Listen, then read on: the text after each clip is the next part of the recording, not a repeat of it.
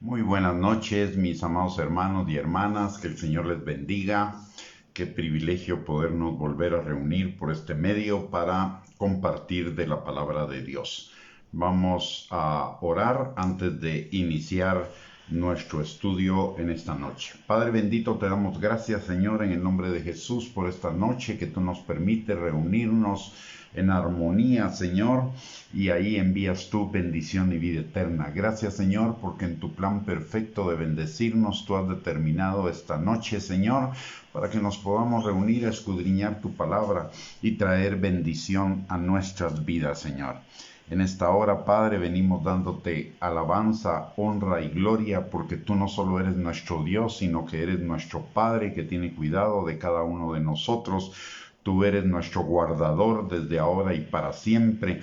Tú, Señor, nos has salvado, nos has restaurado, libertado, provisto, Señor, y además has sido nuestro castillo, nuestra roca y nuestra fortaleza frente a todas las adversidades de la vida, nuestra roca fuerte, Señor, en la cual tú nos has afirmado. Y hasta aquí, Señor, tú nos has ayudado. Y sabiendo, Señor, que tú no cambias, no tenemos ninguna duda en que tú seguirás guardándonos, fortaleciéndonos, estableciéndonos y perfeccionándonos en ti hasta el pleno cumplimiento de tus planes, de bien y no de mal, para darnos un futuro y una esperanza. Señor, gracias por el privilegio de haber recibido esta revelación tan maravillosa acerca de esta salvación tan grande que tenemos en ti, Señor. Y te pedimos, Padre, que cada día abras más nuestros ojos, nuestros oídos y nuestro corazón para recibir, Señor, esa revelación constante de tu palabra a nuestros corazones que transforma nuestro estilo de vida, Señor, y que nos encamina a un mayor conocimiento tuyo, a una mayor obediencia y santificación, Señor, pero por sobre todo a una vida plena y abundante en ti, Padre. Señor, en esta hora venimos pidiéndote que la unción de tu Espíritu Santo que permanece sobre cada uno de nosotros rompa todo yugo de mentira, argumento y razonamiento falso que se esté oponiendo al conocimiento tuyo, a la obediencia a la palabra y a la vida plena que tenemos en ti. Señor, abre nuestros ojos, abre nuestros oídos y prepara nuestro corazón para que la semilla de tu palabra sea sembrada en él, Señor, y produzca fruto y fruto en abundancia para gloria de tu nombre,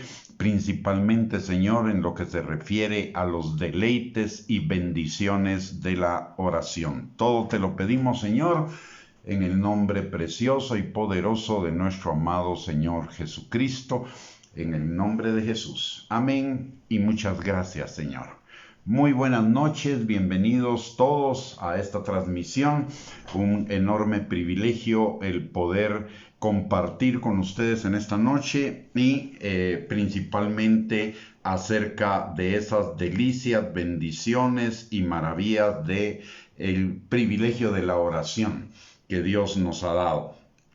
Hemos visto así muy rápidamente en un resumen algunas de las cosas que son importantes para considerar en la oración. Y en principio la oración es mucho más allá que la petición. Es poner toda nuestra alma, todo nuestro ser en el Señor, y eso implica pensamientos, sentimientos, voluntad, decisiones, acciones, etc.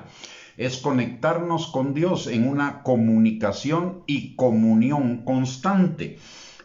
Puede ser a través de varias formas como la petición, la acción de gracias, la alabanza, la lectura y meditación de la palabra, la búsqueda de dirección para todo aspecto de nuestra vida, hacer todas las cosas como para Él, la obediencia, estar siempre gozosos, pensar en todo lo bueno, agradable, perfecto, justo, etcétera. O sea, hay muchas formas. La oración no es solamente petición, como muchas personas lo conceptúan en su corazón, y por ende no oran mucho porque rápidamente se agotan sus peticiones.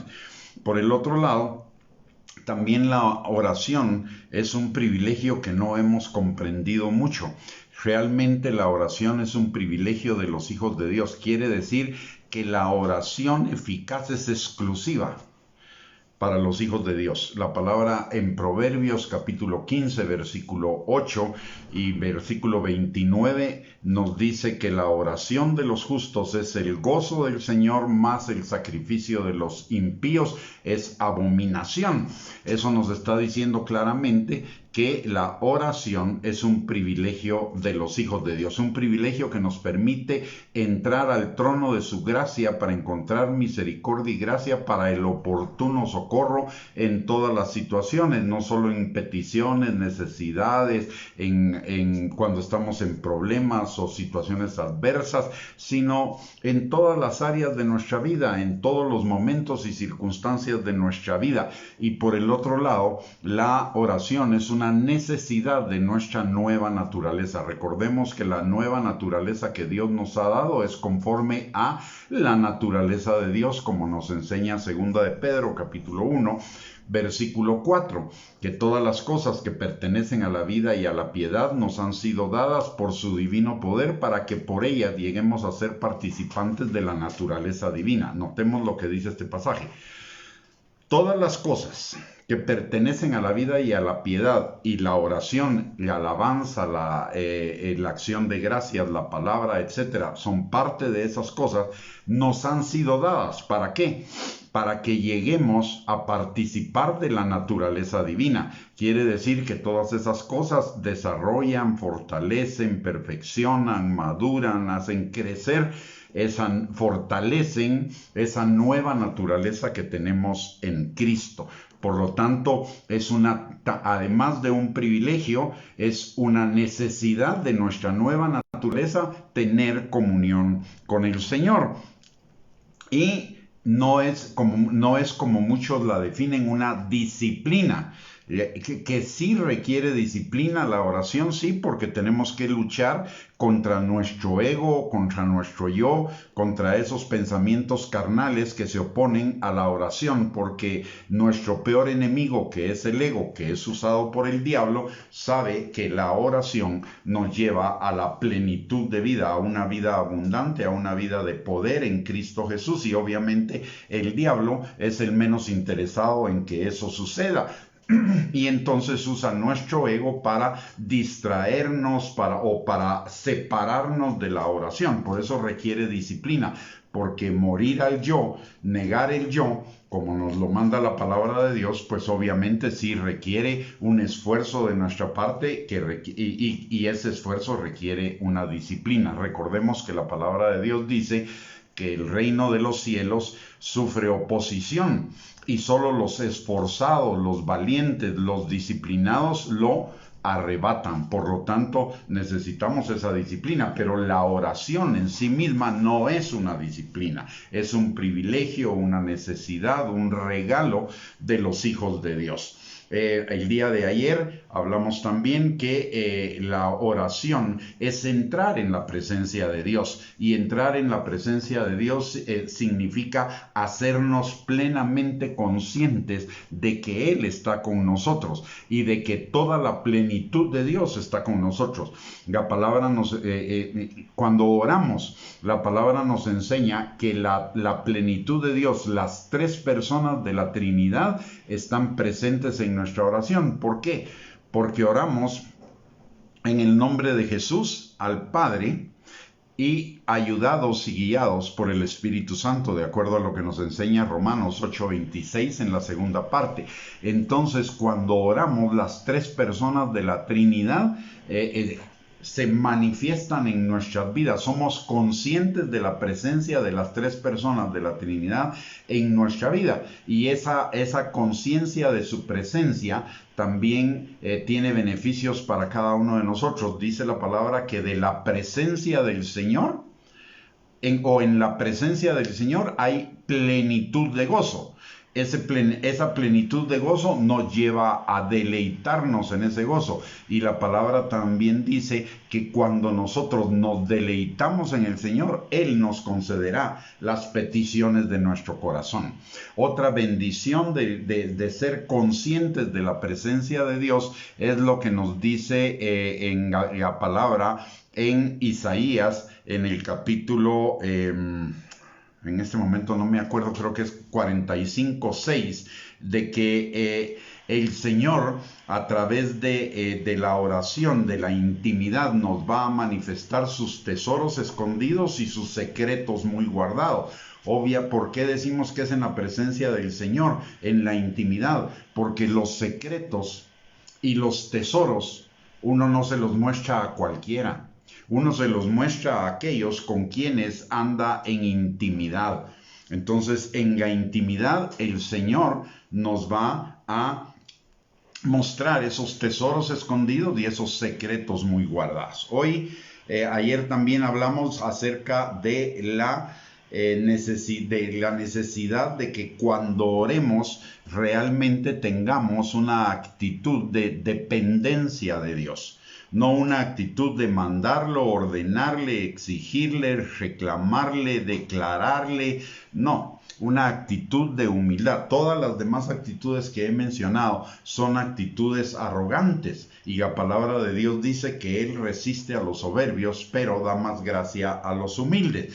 Por lo tanto, cuando nosotros reclamamos, exigimos, declaramos, arrebatamos, etcétera, lo que estamos realmente haciendo es asumir una posición de mandar a Dios, directa o indirectamente, clara o encubiertamente, pero estamos mandándole a Dios que nos bendiga, cuando la bendición es un regalo de la gracia de Dios y un regalo que el Señor les da a aquellos que son dependientes de Él. La palabra en Salmos dice, David, que era un hombre conforme al corazón de Dios, que fue un hombre conforme al corazón de Dios, que conoció los privilegios y las grandes bendiciones y ventajas de la oración, le escribía al Señor: así como el esclavo ve la mano de su amo,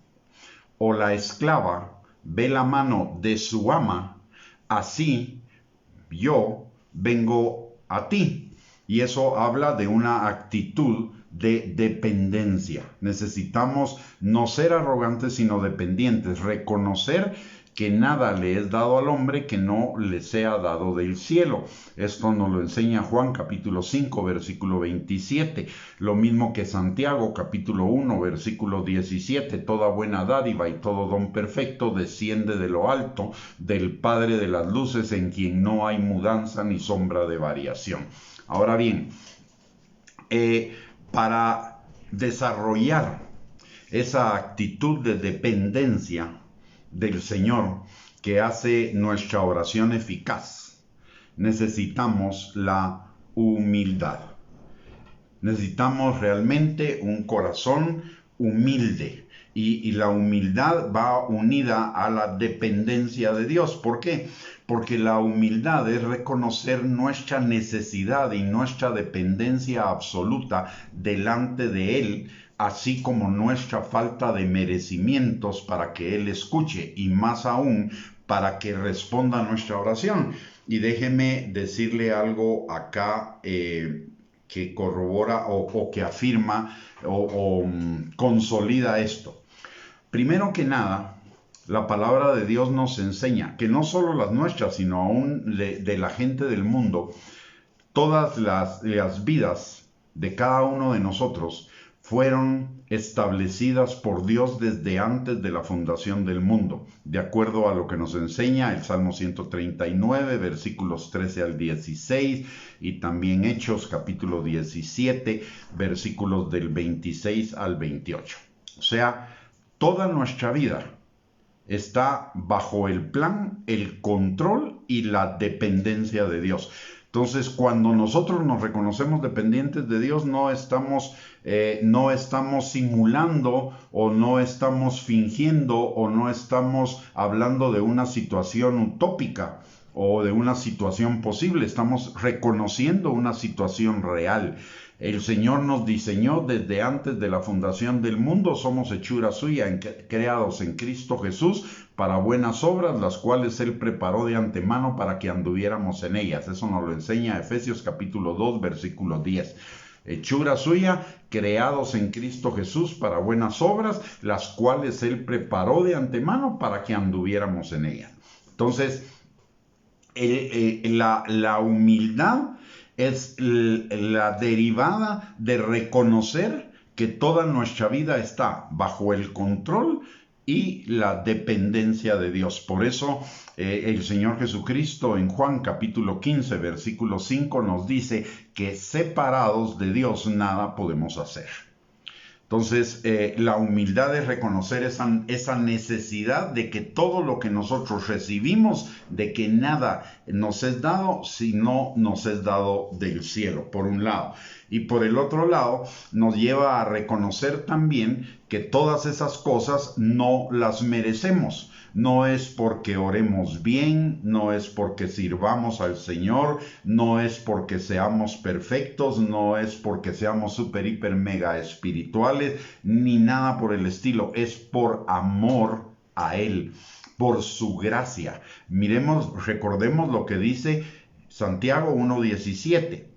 Toda buena dádiva, o sea, regalo, todo don perfecto, regalo, viene de lo alto, del Padre de las luces, en quien no hay mudanza ni sombra de variación.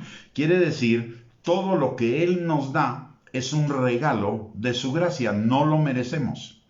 El ser santos, el servir al Señor, el conocer la palabra y cualquier otra actividad que nosotros hagamos conforme a la palabra, no es un merecimiento nuestro. Es una obra del Espíritu Santo en cada uno de nosotros. Es el resultado de la acción del Padre por el Espíritu Santo. Y gracias al sacrificio de Cristo en la cruz del Calvario, que nos está perfeccionando, madurando, estableciendo en Él. Por lo tanto, no merecemos nada, porque todo lo hace Él. Entonces, todo lo que recibimos es un regalo de su gracia, es una buena dádiva, un don perfecto que Él lo derrama en nosotros porque nos ama y porque sabe que es lo conveniente para cada uno. Y eso nos debe llevar a la humildad. No, en los hijos de Dios, no debería ser aceptable frases como, es que Dios sanó a esa persona porque yo fui a orar. O Dios me bendijo porque oré. O Dios me bendijo porque ayuné. O Dios me bendice porque yo diezmo y ofrendo. O Dios me bendice porque yo le sirvo. Estas son cosas que nosotros hacemos como resultado de nuestra nueva naturaleza y en obediencia a la palabra de Dios, porque amamos a Dios y hacemos lo que Dios quiere que hagamos. La palabra de Dios dice en Juan capítulo 14, versículos 15, 21, 23, por lo menos, dice: el que me ama guarda mis mandamientos. El guardar los mandamientos, el obedecer la palabra de Dios debe ser un resultado del amor que nosotros le tenemos al Señor, no una obligación o un negocio que hacemos para que Dios nos dé cosas. Porque lo que Él nos da, todo lo que Él nos da, es por su gracia, es por su misericordia. Ninguno de nosotros somos al día de hoy, por mucho tiempo que llevemos en el Señor o por muchas cosas que hagamos en el Señor, somos perfectos. Seguimos pecando. Ya no somos pecadores porque nuestra naturaleza cambió, pero seguimos pecando. Seguimos haciendo cosas que son contrarias a la palabra de Dios eventualmente, o unos más, unos menos, pero seguimos haciendo cosas que son contrarias a la palabra de Dios, aunque en el fondo de nuestro corazón quisiéramos hacerlo todo conforme a su voluntad. Pablo nos lo dice al final de su ministerio. Dice en Romanos capítulo 7, versículos del 15 al final del capítulo, dice: yo con mi mente, con mi ser interior, quiero servir a Dios, Pero encuentro otra ley en mis miembros que me lleva cautivo al pecado. Miserable de mí, ¿quién me librará de este cuerpo de muerte? Y eso lo está diciendo Pablo al final de su ministerio, probablemente alrededor del año, por lo menos del año 60 o del año 65, porque Pablo murió en el año 69 en Roma. Y esa carta la escribió antes de llegar a Roma. Y si notamos, Pablo se pudo haber convertido alrededor del año entre el año 33 y el año 34 después de Cristo, y esa carta la escribe pongamos lo más tardío, en el año 65, quiere decir 30 años después de haber iniciado su ministerio y de haber escrito tantas epístolas en el Nuevo Testamento. O sea, a pesar de que Pedro era un varón de Dios, perdón, un siervo con tanta revelación, él está reconociendo una situación que todavía está en nuestro corazón, una naturaleza, una parte engañosa y perversa que es el resultado de nuestra vieja naturaleza. Y recordemos lo que dice la palabra en Filipenses 1:6, el que comenzó la buena obra en nosotros, la perfeccionará hasta el día de Jesucristo. O sea, mientras llegue el día de Jesucristo, cada uno de nosotros todavía va a tener la cuestión de que eventualmente va a pecar. Esto no es un permiso para que pequemos, es el reconocimiento de una realidad que nos debe llevar a oponernos al pecado en todas las manifestaciones que nos sea posibles. Esa es nuestra parte. Nuestra parte es oponernos al pecado. La parte del Señor es transformar ese corazón perverso y engañoso que hace que nosotros de alguna manera seamos vulnerables al pecado. Entonces, eso nos debe llevar a reconocer la necesidad, o más bien que todo lo que Dios nos da es inmerecido. Porque si todavía pecamos, la paga del pecado es muerte. Sin embargo, el Señor, a través de sus buenas dádivas, de sus dones perfectos, lo que nos imparte es vida, contrario a lo que mereceríamos. Entonces, todo lo que recibimos del Señor es un regalo de Él. No deberíamos ir delante del Señor a pedirle: mira, yo te sirvo, deberías hacer esto por mí, o Señor, porque yo soy tu hijo, te pido que hagas esto, o Señor, porque yo leo la palabra, porque yo me esfuerzo por esto, por el otro, tú deberías hacer esto. No es una oración correcta. Eso es una oración que nos está enseñando que todavía no conocemos ese hermoso y maravilloso pacto de gracia, ese nuevo pacto que Cristo pagó para usted y para mí en la cruz del Calvario y lo firmó con su sangre derramada hasta la última gota. Eso es lo que nos enseña 1 Corintios 11, versículos del 23 en adelante, cuando se refiere a la Santa Cena. En la parte específica del vino dice la palabra que este es el vino, es la sangre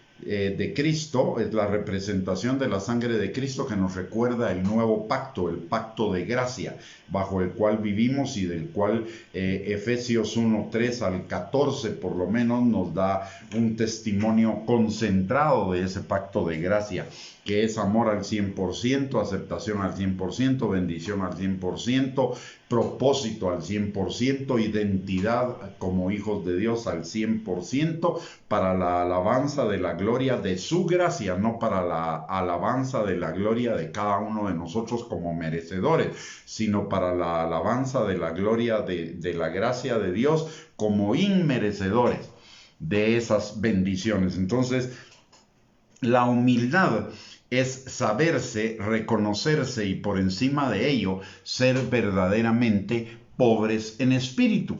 Es decir, reconocer que en nosotros no hay nada que sea merecedor de las bendiciones del Señor, que sea que valga la pena intercambiar por las bendiciones de Dios.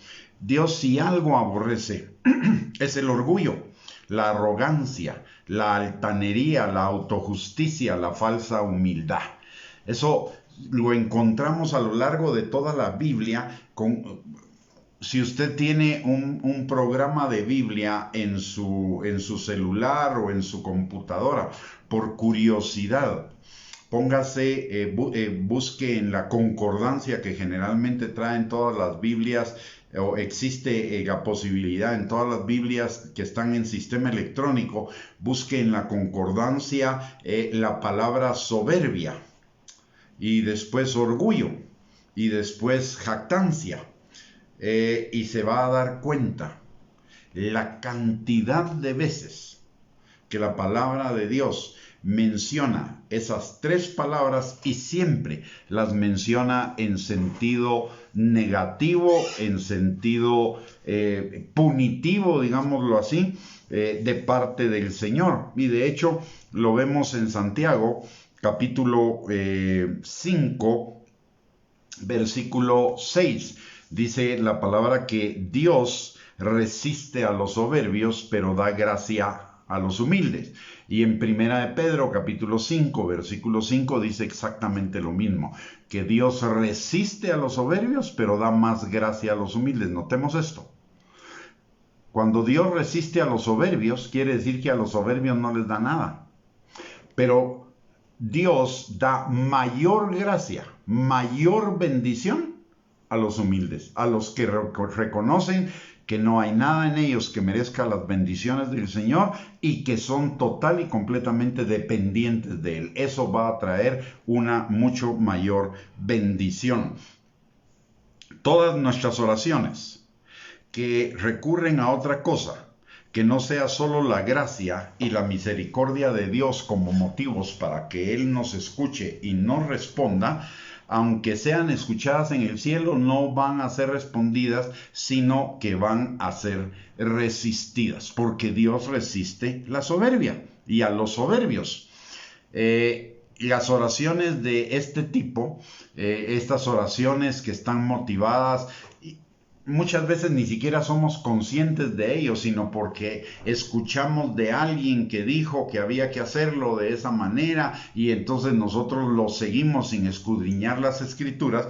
Hay oraciones de este tipo, oraciones que manifiestan algún tipo de soberbia, arrogancia o falta de entendimiento de la gracia de Dios, como las que reclaman promesas o reclaman derechos o reclaman privilegios o reclaman intercambios de que porque yo hago entonces Dios tiene que hacer, etcétera. Todas estas oraciones al final son resistidas. ¿Por qué razón? Porque son oraciones nacidas de la arrogancia, nacidas de ese sentirme yo mejor de lo que realmente soy. Eso es orgullo. Por eso la palabra de Dios nos enseña en Romanos capítulo 12, versículo 3, que no tengamos más alto concepto de nosotros mismos que el que debemos tener.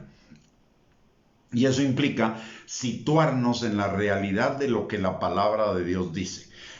Éramos pecadores inmerecedores de la salvación, pero Dios por su gracia envió al Señor Jesucristo a pagar el precio de nuestra salvación, que nos abrió las puertas para ser adoptados hijos de Él y recibir la plenitud de su gracia, pero no por nosotros, por lo que Cristo hizo en la cruz del Calvario.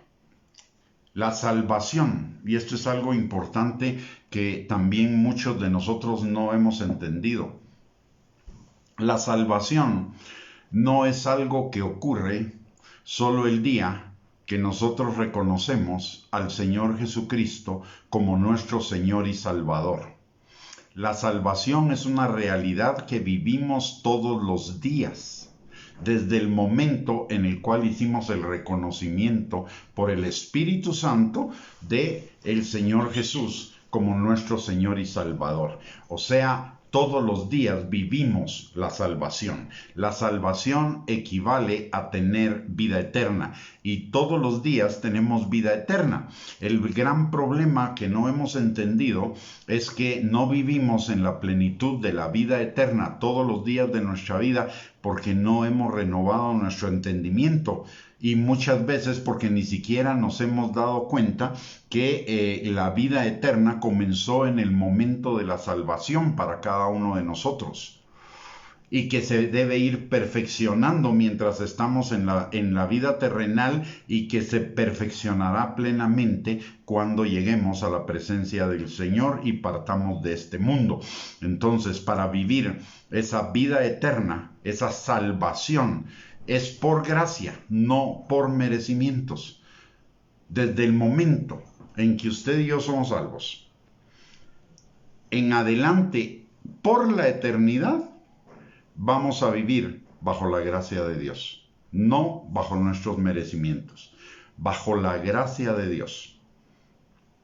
Toda la vida cristiana se basa en la gracia de Dios. No es que comience por la gracia y después siga por los merecimientos. Es que toda la vida cristiana se sustenta en la gracia de Dios. Por eso Pablo le dice a los Gálatas: Gálatas insensatos, habiendo comenzado por el Espíritu, habiendo comenzado en la gracia, ahora están terminando en la carne, en la ley, en las obras de la ley. Eso, y la palabra en el original es más allá de insensato. La palabra es mucho más fuerte, no se la voy a mencionar acá, pero la palabra que Pablo usa para los Gálatas, que habían dejado de vivir bajo la gracia de Dios su vida cristiana y se habían vuelto a las obras propias, a la justicia propia, a sus méritos, para hacerse acreedores a las buenas dádivas y a los dones perfectos de Dios, Pablo les llama insensatos. Insensatos es algo equivalente a tonto o más que tonto. Usted imagínese la palabra cómo se traduciría en toda su fuerza. Pero, y eso nos pasa en muchos ámbitos del cristianismo. Somos salvos por gracia, e inmediatamente que la persona es salva, le comenzamos a imponer cargas. Ahora usted tiene que hacer esto y tiene que hacer esto y tiene que hacer esto, como que si fuera una obligación y como que si fuera una colección de méritos. Todo lo que nosotros hacemos como creyentes es motivado por el Espíritu Santo. Es el resultado de su gracia y es el resultado del amor al Señor que nosotros reconocemos como inmerecedores. Dice la palabra: al que mucho se le perdona, mucho ama. Y el que mucho ama, el que ama, guarda sus mandamientos. Por lo tanto, es el entendimiento del perdón que Dios ha hecho con nosotros lo que nos lleva al desarrollo de la obediencia a la palabra en nosotros por amor. Por amor. No por otra razón. Recordemos que en Primera de Corintios capítulo 13, versículos del 1 al 3, la palabra de Dios dice que si yo tuviera todos los dones del mundo, todos los dones de Dios, pero no tengo amor, de nada sirve. Que si yo diera todo mi dinero a los pobres, pero no tengo amor, de nada sirve. Y que si yo aún diera mi vida por el Evangelio, pero no tengo amor, de nada sirve. Y que al final, al final en el último versículo del capítulo 13 de Primera de Corintios nos dice que al final solo permanecen la fe, la esperanza y el amor, pero el mayor de ellos es el amor. El Señor, cuando lleguemos al tribunal de Cristo, el Señor no nos va a preguntar qué tanto oramos, qué tanto servimos, qué tanto diezmamos, qué tanto obedecimos la palabra o qué tanto predicamos. El Señor nos va a preguntar qué tanto amamos. ¿Cuántas de todas esas cosas que nosotros hicimos eran realmente motivadas por el amor? Porque todo lo que no sea motivado por el amor, delante del Señor no tiene ningún valor. Lo encontramos en Mateo capítulo 7, versículos 21 al 23. dice la palabra, no todo el que me dice Señor, Señor entrará en el reino de los cielos, sino el que hace la voluntad de mi Padre que está en los cielos. Y en aquel día muchos me dirán, en tu nombre echamos fuera demonios, en tu nombre profetizamos, en tu nombre pusimos manos sobre los enfermos y sanaron. Apártense de mí, hacedores de maldad. ¿Por qué les llama hacedores de maldad si estaban haciendo lo que la palabra de Dios dice que deberíamos hacer? Era que sanar a los, poner manos sobre los enfermos para que sanen, liberar endemoniados, predicar la palabra, etcétera. ¿Por qué les llama hacedores de maldad? Muy simple. Si nosotros vemos ese pasaje detenidamente, lo que estaban haciendo en ese momento cuando el Señor les dice, no todo el que me dice Señor, Señor entrará en el reino de los cielos, sino el que hace la voluntad de mi Padre, le estaban sacando en cara al Señor todo lo que habían hecho. Entonces para ellos el entrar en el reino de Dios no era una situación de gracia, era una situación de sus propios méritos. Y el Señor lo que hace en palabras muy simples es revirarlos y decirles, lo que ustedes hicieron no tenía ningún valor porque no lo hicieron por amor a mí ni por amor a la gente. Lo hicieron para ganar méritos delante de mí, sin entender que ya todos los méritos que ustedes necesitaban para entrar en el reino de los cielos, los cumplió Cristo. Y que ustedes lo único que debían hacer era refugiarse en los méritos del Cristo y vivir su vida por amor. Y hacer las cosas por amor, no por negocio, no por contrato, no para obtener ventajas. La oración eficaz del justo es una oración que entiende que es dependiente de Dios y que además va al Señor con humildad, reconociendo que no tiene los méritos para la respuesta, pero que esa respuesta va a venir por la misericordia y la gracia y el amor de Dios para cada uno de nosotros. También Dios responde no solo a los humildes, sino que lo hace por gracia y solamente por gracia. Miremos lo que dice Santiago capítulo 5, versículos del 14 al 16, dice, confesaos vuestras ofensas unos a otros y orad unos por otros para que seáis sanados. La oración eficaz del justo puede mucho. Elías era hombre sujeto a pasiones semejantes a las nuestras y oró fervientemente para que no lloviese, y no llovió sobre la tierra por 3 años y 6 meses. Y otra vez oró, y el cielo dio lluvia, y la tierra produjo sus frutos. Notemos que en este pasaje que habla de la oración eficaz del justo, está hablando de que la eficacia de nuestra oración está ligada a la humildad. Primero dice, confesaos vuestras ofensas unos a otros y orad unos por otros para que seáis sanados. Esto, reconocer mis pecados, mis ofensas delante de otros, requiere humildad. Luego dice, la oración eficaz del justo puede mucho. Y después de eso, dice, Elías era hombre sujeto a pasiones semejantes a las nuestras. O sea, Elías, a pesar de ser el profeta Elías, a pesar de que él fue arrebatado por esos carros de fuego que el Señor envió, él no era merecedor de nada, porque era un hombre sujeto a pasiones semejantes a las nuestras. Es decir, él era tentado en los deseos de los ojos, los deseos de la carne, la vanagloria de la vida, la autocomplacencia, la autogratificación, la autoexaltación, etc. Pero, él sabía que era totalmente dependiente del Señor y era humilde. De hecho, muchas de las cosas que Elías decía, como palabra de Dios decía, Jehová, o Dios, en cuya presencia estoy. Eso lo hacía totalmente, o eso evidenciaba una total dependencia y humildad, humildad frente al Señor. Y notemos algo aquí que es interesante también de lo que decía Elías. Elías decía, Dios en cuya presencia estoy. ¿Qué significaba eso?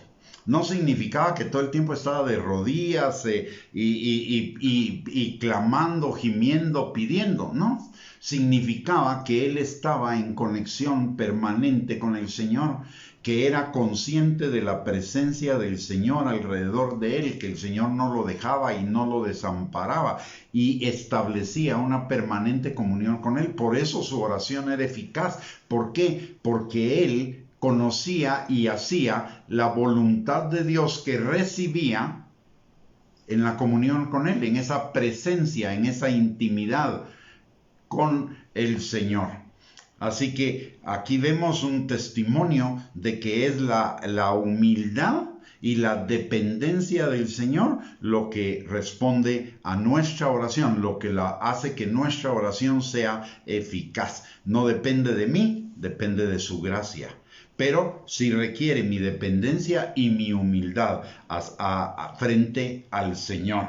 Y también en el Salmo 51, la palabra de Dios, versículos 16 y 17 dice, porque no quieres sacrificio, que yo lo daría. No quieres holocausto. Los sacrificios de Dios son el espíritu quebrantado. Al corazón contrito y humillado, no despreciarás tú, oh Dios. ¿Se da cuenta? Dice al corazón contrito, y contrito significa arrepentido. Y humillado, humilde, no despreciarás tú, oh Dios mío. La oración, esto nos habla de la humildad también, ¿verdad?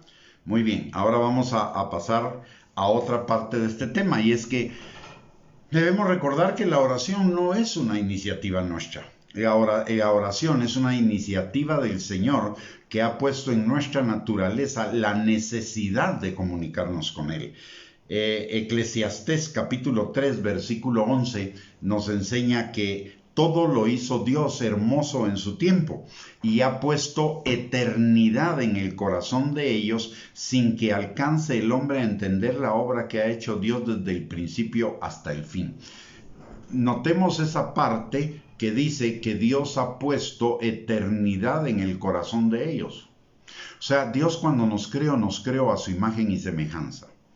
Y parte de esa imagen y semejanza es la necesidad de conectarnos con aquel que es nuestro creador. Todo lo que es creado se conecta con lo que, digámoslo de esta manera, con la materia prima de donde surgió. Lo vemos en Génesis, capítulo 1. Dice que las aves de los cielos y los peces del mar surgieron del agua. Entonces, ¿de qué depende su vida? De vivir en las aguas de arriba, las aves, que es el aire, y vivir del agua, que son los peces. Si usted saca al pez del agua, se va a morir. Si usted mete al ave en el agua, también se va a morir. ¿Por qué? Porque cada uno depende en su vida de aquello de donde fue hecho. Igual sucede con los animales de la tierra. Dice la palabra, produzca la tierra animales vivientes. ¿Y dónde encuentran los animales de la tierra su sustento? Sobre la tierra, en las hierbas, en otros animales que son originarios de la tierra.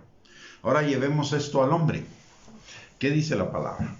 La palabra de Dios dice que el hombre, en principio su cuerpo fue hecho del polvo de la tierra. Pero, a diferencia de todos los demás seres creados, el Señor infundió en el hombre aliento de vida y fue una criatura viviente o un ser viviente. Eso implica que nuestra vida depende de dos fuentes. La tierra, que nos da el alimento físico para nuestro cuerpo, pero Dios, que nos da el alimento espiritual para nuestro ser interior. Por eso Jesús dice, no solo de pan vivirá el hombre, sino de toda palabra que sale de la boca de Dios. La plenitud de vida nuestra depende no solo de lo físico que provee la tierra, sino depende de Dios. Por eso el pecador está muerto, no tiene vida verdadera, porque sus pecados mataron su espíritu. La paga del pecado es muerte. No está dependiendo de Dios. Sin embargo, a pesar del pecado, hay una pequeña parte en su ser interior que todavía guarda esa imagen y semejanza de Dios, y esa es la razón por la cual el pecador a veces clama a Dios. Aunque su oración sea abominación a Jehová, como lo dice Proverbios 15:8, de todos modos ora, porque en su ser interior está reconociendo su necesidad de Dios, aunque en su mente no, aunque en su mente racional lo rechace, etcétera, etcétera, etcétera, en el fondo sabe que necesita de Dios. De hecho, los ateos son una buena demostración de esa necesidad de Dios.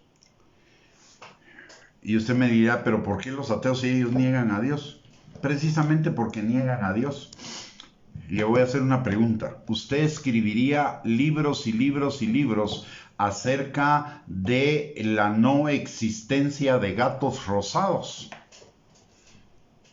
Nadie escribiría un libro acerca de la no existencia de gatos rosados.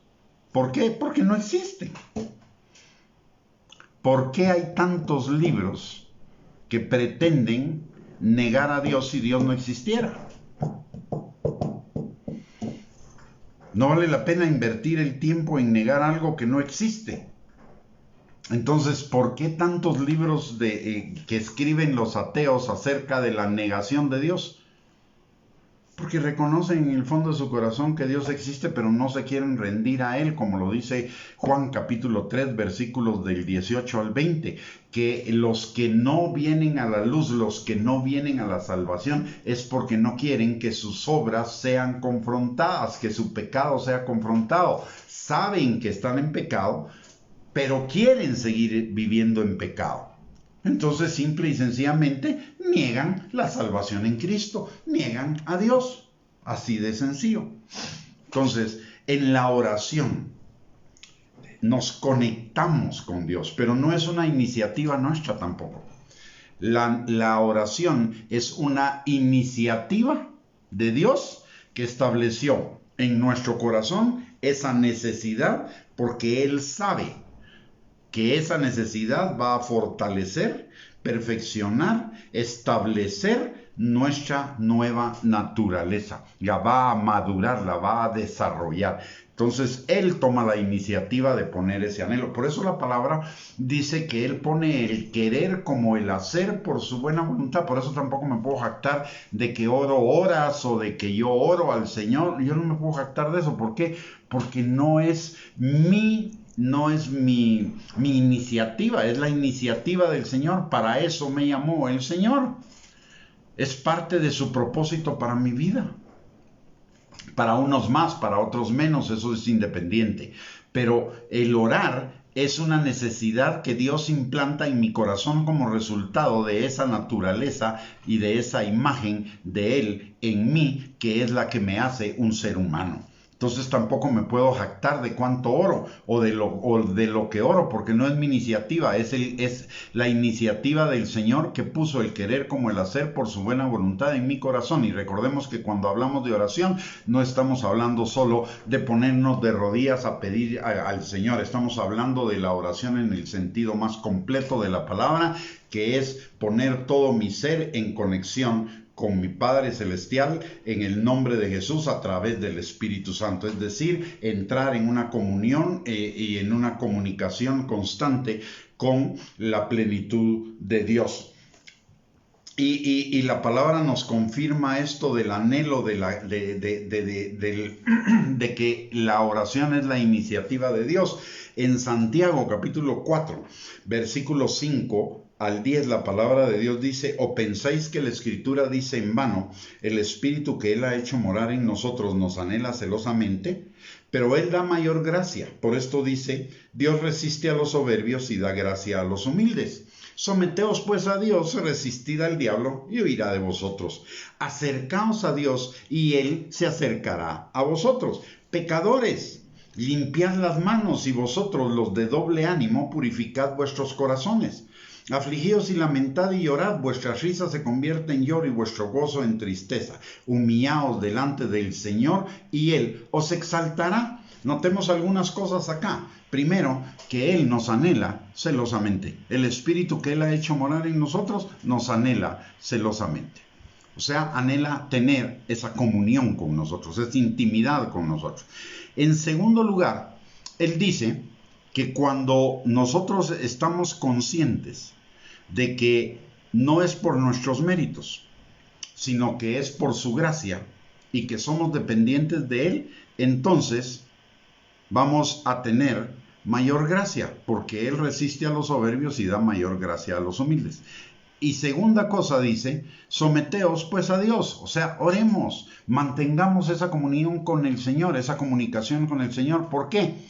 Porque cuando nos sometemos a Dios, resistimos al diablo. Y como resultado de las dos cosas, de someternos a Dios y resistir al diablo, el diablo huirá de nosotros. Y eso nos va a traer a la obediencia a la palabra y además nos va a traer a la santificación, que es la voluntad de Dios para cada uno de nosotros. Y lo tercero que dice, o lo cuarto, dice, acercaos a Dios y Él se acercará a vosotros. ¿Cómo nos necesitamos acercar a Dios? Los pecadores limpien sus manos, o sea, salvación. Y vosotros, los de doble ánimo, purificad vuestros corazones. Aquellos que están indecisos, ya siendo creyentes, ya siendo hijos de Dios, están indecisos entre si creer o no creer, lo que dice es que purifiquen sus corazones, que afirmen sus corazones en Cristo Jesús, que afirmen sus corazones en la fe, que permanezcan en la fe, que se afirmen en la fe. Y a este grupo les dice, afligíos y lamentad y llorad, vuestra risa se convierte en lloro y vuestro gozo en tristeza. Humillaos delante del Señor y entonces Él os exaltará. ¿Por qué? Porque Dios exalta a los humildes, pero como resiste a los soberbios, también la palabra de Dios dice que antes de la caída es la exaltación. Entonces, si nos damos cuenta acá, la palabra de Dios nos dice algo interesante, ¿verdad? Hemos hablado de que el ego, el yo, busca la autocomplacencia, la autogratificación y la autoexaltación. Dios nos quiere dar las tres cosas, pero no por los métodos del ego, sino por los métodos de Él. La humildad nos lleva a la exaltación, mientras que el ego se ensoberbece, se jacta, se vuelve arrogante, tratando de la autoexaltación y va a terminar en la caída. ¿Por qué? Porque no se sujeta a los caminos de Dios. El camino para la exaltación en Dios es la humillación, es la humildad. El camino de la gratificación de Dios es la dependencia. El camino a la complacencia en Dios es tener en Dios nuestro deleite, porque Él nos concederá los deseos de nuestro corazón. No es que Dios tenga algo contra que vivamos en complacencia, en gratificación o en exaltación. No. Dios no tiene nada de eso, en contra de eso. De lo que está en contra es que lo hagamos por nuestros propios méritos, no que nos sometamos a Él y que recibamos de Él lo que tengamos que recibir en el momento en el que Él quiera que lo recibamos. Así que lo que nos está hablando es de una total dependencia y humildad al Señor. Buscar la comunión con Él es una cuestión de humildad, en tanto que no buscar la comunión con Él es una cuestión de autosuficiencia, de soberbia. ¿Por qué razón? Porque cuando yo no busco esa conexión con Dios, cuando yo no busco esa dirección, cuando yo no busco esa guía, cuando yo no busco permanecer en el Señor, lo que estoy diciendo en otras palabras es: yo no necesito de Dios en estos temas. Yo solo voy a necesitar de Dios cuando tengo una necesidad que no pueda resolver o cuando tengo un problema que no pueda resolver. Y eso es arrogancia, porque lo que está diciendo en otras palabras es: Yo en lo demás puedo solito. Eso le pasó de alguna manera a la mujer que tenía flujo de sangre. Dice la palabra que esta mujer por 12 años estuvo padeciendo de flujo de sangre, y ella buscó por todos los métodos y por todos los medios posibles sanar. Visitó a cuanto doctor tuvo a su alcance hasta que se quedó en la pobreza, dice la palabra, y en ese momento buscó al Señor. Y en ese momento fue sanada, cuando ya lo buscó con fe.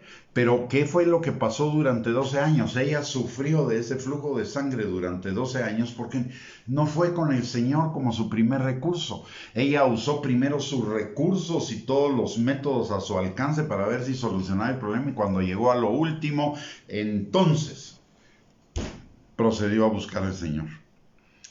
Y la palabra de Dios nos dice que esa no debe ser la actitud. Jeremías 17, del 5 al 8, dice: maldito el hombre que confía en el hombre o en cualquier recurso humano, pero bendito el hombre que confía en Jehová. Y también la palabra de Dios nos enseña que el primer recurso debería ser Él. Pero no buscamos ese primer refugio en Él, sino en otras cosas, porque somos arrogantes, porque no queremos reconocer nuestra necesidad plena, absoluta y completa de Él. Somos nos guste o no nos guste, lo entendamos o no lo entendamos, somos total, completa y absolutamente dependientes de Él. Nuestra vida está bajo su control. De hecho, es lo que dice la palabra, que tiene contados hasta el último de nuestros cabellos. O sea, Él conoce todo lo que es nuestra vida. Él tiene control absoluto de todo lo que es de nuestra vida, y por eso Él dice: yo cumpliré mi propósito en ti. Lo que está diciendo en otras palabras es: contigo, sin ti o a pesar de ti, yo cumpliré el propósito para el cual te crié. Y no va a haber nada que impida que yo cumpla ese propósito, porque yo soy el Dios Todopoderoso, que todo lo que me propongo lo hago, y no hay nada imposible para mí, y no hay nada que impida el cumplimiento de ese propósito. Entonces eso nos debe llevar a la actitud de humildad. Y déjenme decirle algo al respecto de esto. Hay un concepto que usamos mucho los cristianos que no está en la Biblia, y es el famoso concepto de libre albedrío. Como que si nosotros tuviéramos cualquier cantidad de opciones para hacer las cosas, como que si nosotros fuéramos los que decidimos, y como que si nosotros fuéramos los arquitectos de nuestro propio destino. Eso es arrogancia, porque nuestro destino no depende de nosotros. Nosotros fuimos destinados desde antes de la fundación del mundo para el cumplimiento del propósito de Dios. No dependemos de nosotros, y algunos se basan en la lectura de Deuteronomio 30, del 19 al 20, para sostener lo de libre albedrío. Y porque en la palabra de Dios dice: a los cielos y a la tierra llamo por testigos hoy, que he puesto delante de ustedes la bendición, la maldición, la vida o la muerte. Escoge pues tú. Pero es que no se queda ahí el versículo. Dice: escoge pues la vida y la bendición. Escoge la obediencia para que te vaya bien en la vida. O sea, no tenemos libre albedrío. Lo que tenemos es un propósito en Dios, que Él lo determinó desde antes de la fundación del mundo, para cada uno de nosotros. Eso de libre albedrío, al final, es una cosa que se oye muy bonita, que suena muy bonito, pero que encubiertamente está diciendo: el destino de mi vida lo determino yo. Y se nos olvida que así como el Señor dice: escoge pues tú la vida, bueno, puedo escoger la muerte, ¿sí? Pero ¿quién pone el querer como el hacer por su buena voluntad? Es Dios. O sea, al final, mire, no es que seamos títeres en las manos de Dios, pero Dios tiene sus formas de conducirnos al cumplimiento de su buen propósito para cada uno de nosotros. Voy a retomar el caso de la mujer con el flujo de sangre de la que le hablé anteriormente. 12 años. Ella estuvo confiando en lo que no debía confiar para ser sanada. Hasta que cuando perdió todo, se volvió al Señor y buscó al Señor para su sanidad. Es cierto que el Señor Jesucristo no estaba en su ministerio terrenal 12 años antes de la sanidad de la señora del flujo de sangre, pero Dios siempre estuvo ahí. Dios siempre estaba en el templo y estaba alrededor del pueblo de Israel. O sea, ella pudo volverse a Dios, pero no se volvió a Dios. Se volvió a Jesús hasta después. Y esto nos lleva nos lleva a un punto también en la Escritura, del cual hay que tener cuidado. La palabra de Dios dice que Él nos saca del hoyo de la desesperación. O sea, el Señor va a cumplir su propósito en mí, conmigo, sin mí o a pesar de mí. ¿Cómo? Bueno, en algunos casos permitiendo que lleguemos al hoyo de la desesperación para que seamos quebrantados, contritos y humillados, para que Él de ahí nos levante. Y es lo que le pasó al hijo pródigo. El hijo pródigo se fue a la casa del padre, terminó con todos sus recursos, vino una gran hambre. En lugar de regresar a la casa del padre por orgullo, siguió empecinado en sus propios caminos que le parecían derechos, pero su fin es camino de muerte, hasta que terminó queriendo alimentarse de la comida de los cerdos y ahí volvió en sí. Llegó al hoyo de la desesperación y ahí volvió en sí. Nosotros tenemos la opción dada por Dios, guiados por el Espíritu Santo en su misericordia y en su gracia, de no terminar en el peor hoyo de la desesperación y volvernos al Señor con un corazón contrito y humillado, para que Dios nos saque de ahí, nos levante y nos restaure.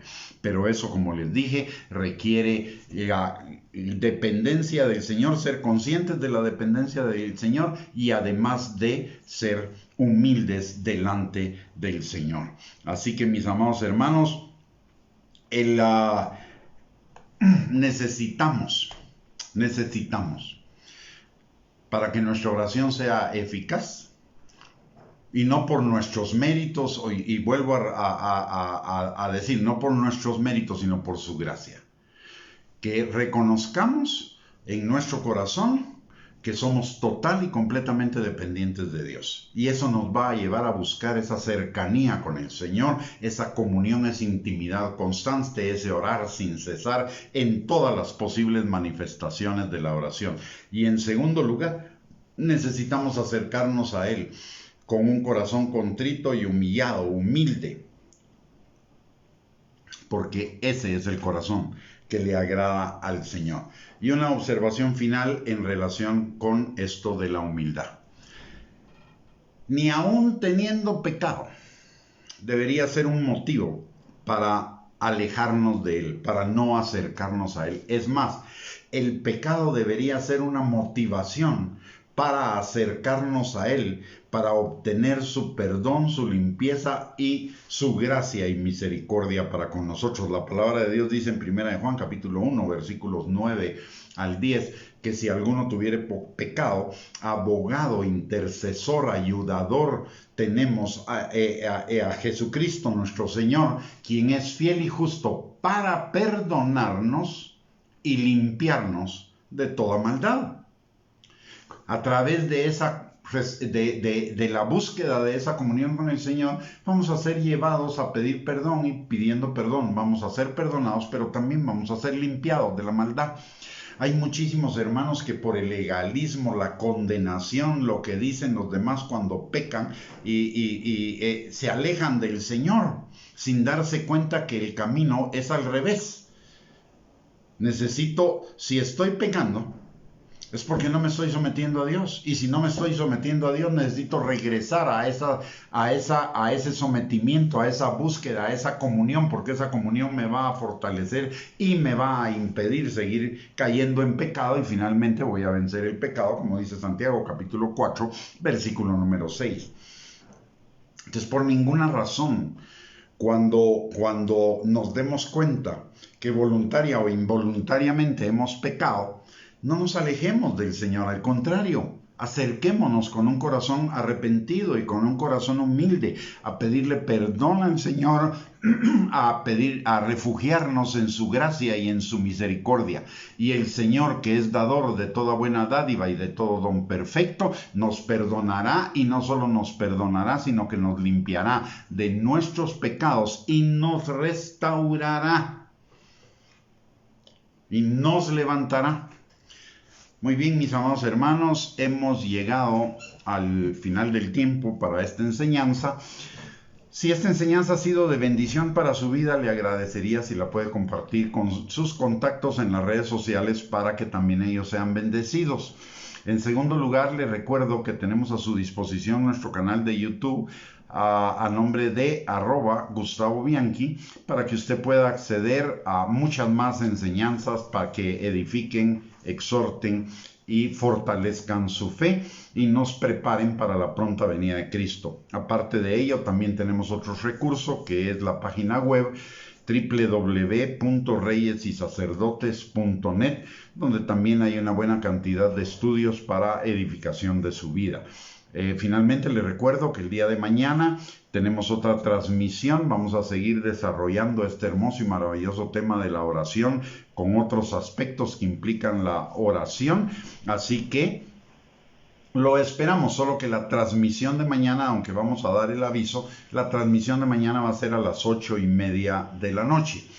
Así que lo esperamos mañana a las 8:30 de la noche para poder recibir otra enseñanza más acerca de la oración, y que juntos vayamos descubriendo esas riquezas y esas bendiciones de la oración que Dios dejó para cada uno de nosotros en su gracia y misericordia, para que nosotros fuéramos bendecidos y alcanzáramos cada día más una vida más plena y abundante en Él. Finalmente le quiero recordar, si usted, independientemente de lo que piense acerca del COVID y de todo eso, de si es pandemia o plandemia, pero el avisado ve el mal y se aparta. Usemos esa mascarilla, lavémonos las manos con jabón, mantengamos el distanciamiento social suficiente en caso de que estemos con personas que no sean de nuestro grupo familiar. Nada nos cuesta, y de esa manera nos vamos a proteger nosotros, vamos a proteger a nuestra familia y vamos a proteger a los demás. El avisado del mal, les recuerdo, y se aparta de él. Y una recomendación adicional: por favor, no el temor. Así que no permita de ninguna manera que el temor se apropie de usted. Refúgiese en el perfecto amor del Señor. He visto muchos casos de COVID donde el mayor componente no fue el COVID, sino fue el temor, y eso agravó muchísimo la situación de la persona, porque el temor trae en sí castigo.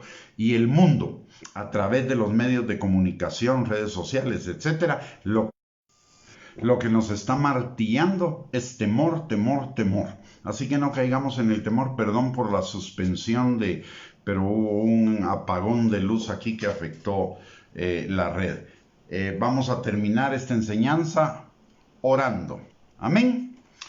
Padre bendito, te damos gracias, Señor, en el nombre de Jesús, por esta noche, por el privilegio que tú nos has dado, Señor, de poder escudriñar tu palabra acerca de los beneficios y bendiciones de la oración. Gracias, Señor, por abrir nuestros ojos a ese privilegio y a ese regalo inmerecido, Señor, de poder tener comunión contigo a través de la oración. Señor, en esta hora, aprovechando, Señor, que como de entrar al trono de tu gracia para encontrar misericordia y gracia para el oportuno socorro, a pedirte, Señor, por cada uno de nosotros y de nuestras familias. Padre, que tu mano poderosa esté sobre cada uno de nosotros, sanando al que está enfermo, restaurando al que está quebrantado, Señor. Si alguien está en estrés, ansiedad, depresión o cualquier otra emoción negativa, Señor, extiende tu manto de alegría sobre cada uno de ellos, Señor. Pero por sobre todo, Padre, derrama tu óleo de gozo en su corazón para sanar esas heridas que están provocando, Señor, Señor, esas emociones negativas de tal manera que cambie su lamento en gozo, su tristeza en alegría, sus lágrimas en risa, su duelo, Señor, en fiesta, Padre. Señor, levanta también al que está caído, fortalece al que está debilitado y a aquellos de los nuestros, Señor, que todavía no se han vuelto a ti de todo corazón. Atráelos, Señor, de nuevo a la casa, a tu casa, Señor, con esos lazos de amor, Padre, de tal manera, Señor, que todos juntos podamos ir contigo en el arrebatamiento de la iglesia, Padre. Señor, también levantamos delante de ti a cada ministro, Señor, del Evangelio, en Guatemala y en cualquier parte del mundo, Señor. Padre, vuélvenos a la sana doctrina, vuélvenos, Señor, a la doctrina, a la sana doctrina que nos lleva al cumplimiento de tu voluntad para con cada uno de nosotros, que es nuestra santificación, Señor. Padre, apártanos de toda doctrina de error, Señor, principalmente en este tiempo en el cual tu iglesia necesita ser vestida, Señor, como es iglesia gloriosa, limpia, pura, santa, sin mancha, sin arrugas, Señor, que tú estás buscando, Señor, para las bodas del Cordero. Padre, te pedimos también en el nombre de Jesús que a cada uno de nosotros nos dé, Señor, en esta noche un descanso reparador en nuestros cuerpos, Señor, que nuestros cuerpos recuperen sus fuerzas físicas, pero también te pedimos, Señor, que tu Espíritu Santo y tus ángeles, como espíritus ministradores enviados a favor de cada uno de nosotros que somos los herederos de la salvación, ministren, Señor, nuestro hombre interior con esas semillas de eternidad que se conviertan en nuestro corazón, Señor, en una palabra rema, en una palabra vivida, en un estilo de vida, Señor, que manifieste, Padre, el carácter tuyo a través de nosotros, de tal manera que todo el mundo reconozca, Señor, que somos discípulos tuyos por el amor en el cual vivimos los unos para con los otros. Perdón, Padre, también te pedimos en esta noche que el día de mañana que tú has creado, Señor, hecho para que cada uno de nosotros nos gocemos en ti, estemos llenos de tu gozo, que deriva, Señor, de tu presencia, Padre, porque tu gozo, Señor, es nuestra fortaleza. Y permítenos, Señor, que el día de mañana podamos ser vehículos, Señor, de fructificación, vehículos de bendición, Señor, para las personas a nuestro alrededor, que podamos ser perceptivos, Señor, de todas las bendiciones que a cada momento tú derramas en nuestras vidas. Y que sea, Señor, un día no solo de gozo, sino de victoria, Padre. Señor, todo te lo pedimos en el nombre precioso y poderoso de Cristo Jesús, dándote gracias, la honra, la gloria y la alabanza por las respuestas a nuestras oraciones. Porque estamos seguros, Señor, que veremos esas respuestas porque hemos orado conforme a tu voluntad, y si oramos conforme a tu voluntad tendremos las peticiones que te hayamos hecho. Así que muchísimas gracias, Señor, la gloria, honra y alabanza para ti. En el nombre de Jesús, amén y amén. Muy bien, mis amados hermanos, que tengan ustedes una lindísima noche, un lindo descanso, que el día de mañana sea un día de bendición. Y si Dios lo permite, nos reuniremos mañana nuevamente a las 8:30 de la noche para compartir juntos otra enseñanza de la palabra. Y mientras tanto, bendiciones para su vida, un abrazo y saludos para todos donde quiera que se encuentren, desde Dubái hasta Guatemala. En el nombre de Jesús, bendiciones y primeramente Dios, nos vemos mañana.